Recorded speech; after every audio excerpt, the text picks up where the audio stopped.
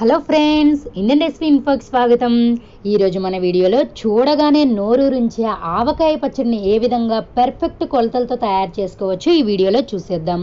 ముందుగా మనం ఒక 1/2 లీటర్ వరకు నూనెని ఈ విధంగా ఒక గిన్నెలో వేసుకొని బాగా వేడి చేసి చల్లారనివ్వాలి.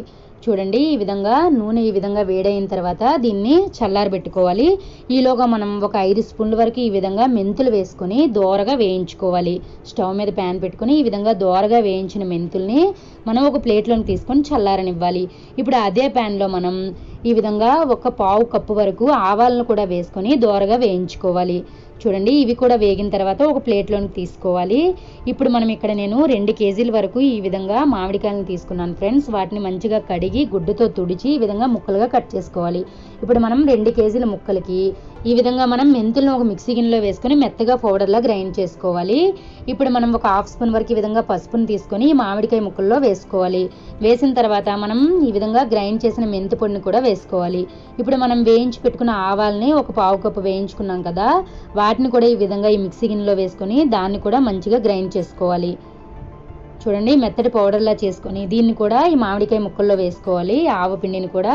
ఇప్పుడు మనం చూడండి, ఈ 1/2 కప్పుతో 2 కప్పుల వరకు ఈ విధంగా మనం కల్లుప్పుని తీసుకొని మిక్సీ పట్టుకోవాలి. ఈ విధంగా మెత్తగా సాల్ట్లో ఏ విధంగా ఉంటుందో సాల్ట్ ఆ విధంగా మనం మిక్సీ పట్టుకొని దాన్ని కూడా ఈ మామిడికాయ ముక్కల్లో వేసుకోవాలి. ఈ విధంగా అదే కప్పుతో ఆ 1/2 కప్పుతోనే మనం 2 కప్పుల వరకు కారాన్ని కూడా యాడ్ చేసుకోవాలి. ఈ విధంగా కారాన్ని కూడా యాడ్ చేసిన తర్వాత ఒకసారి మంచిగా కలుపుకోవాలి. ఈ పొడులన్నీ ఈ మామిడికాయ ముక్కలకి మంచిగా కలిసేలా కలుపుకోవాలి. మనం కారం అలాగే ఉప్పు ఒకవేళ సరిపోకపోతే వేసుకోవచ్చు. ముందైతే కొద్దిగా వేసుకోండి. మీకు ఇంకా కారం ఘాటు కావాలనుకుంటే మరొక 1/2 కప్పు వరకు కూడా యాడ్ చేసుకోవచ్చు. మనం ముందుగా కాచి చల్లార్చాం కదా, ఆ నూనెను కూడా ఇందులో వేసుకోవాలి. చూడండి, ఈ విధంగా మంచిగా నూనె అంతా వేసిన తర్వాత ఇందులోనే మనం ఒక 1/2 కప్పు వరకు ఈ విధంగా వెల్లుల్లి రెమ్మల్ని తొక్క తీసుకొని ఈ విధంగా వేసుకోవాలి. ఈ విధంగా వెల్లుల్లి రెమ్మలు కూడా వేసిన తర్వాత ఒకసారి మంచిగా కలుపుకోవాలి. చూడండి, మనకి ఇప్పుడే ఏం తెలియదు నూనె అలాగా సరిపోతుందా సరిపోదా అని. ఒక నైట్ అంతా ఇది బాగా మగ్గాలి. అంటే ఒక నైట్ అంతా మంచిగా ఊరిన తర్వాత మాత్రమే మనకి మార్నింగ్ తెలుస్తుంది. చూడండి, ఇప్పుడు మూత పెట్టుకొని ఒక నైట్ అంటే ఒక రోజంతా వదిలేయాలి.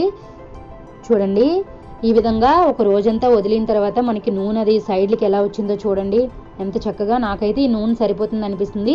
ఒకవేళ మీరు ఇంకా ఎక్కువ రోజులు నిల్వ ఉంచుకుంటాము సరిపోదు అనుకుంటే ఇంకొక కప్పు వరకు యాడ్ చేసుకోండి. మనం ఇప్పుడు ఎలాగైతే కాచి చల్లార్చి పెట్టుకొని వేసుకున్నామో అలాగే వేసుకోవాలి.